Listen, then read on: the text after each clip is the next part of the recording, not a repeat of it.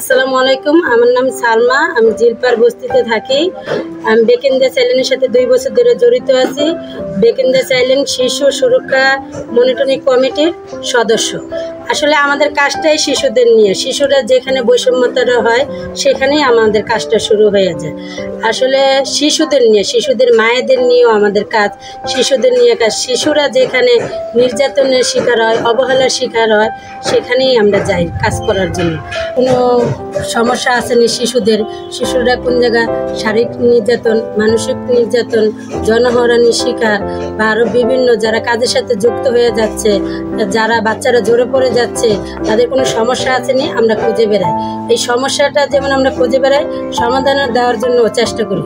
আসলে আমাদের এলাকায় আমরাই সমস্যা বের করি, আমরাই সমাধান বের করে আমরা কাজ করার চেষ্টা করি।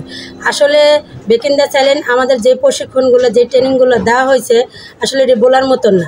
একটা কথা আছে না, আমরা অস্ত্র জমা দিচ্ছি, ট্রেনিং জমা দিই নেই। আমাদের যদি এই প্রজেক্ট থাকুক আর না থাকুক, আমাদের কাজগুলো আমরা ঠিকই চালাইয়া যাব।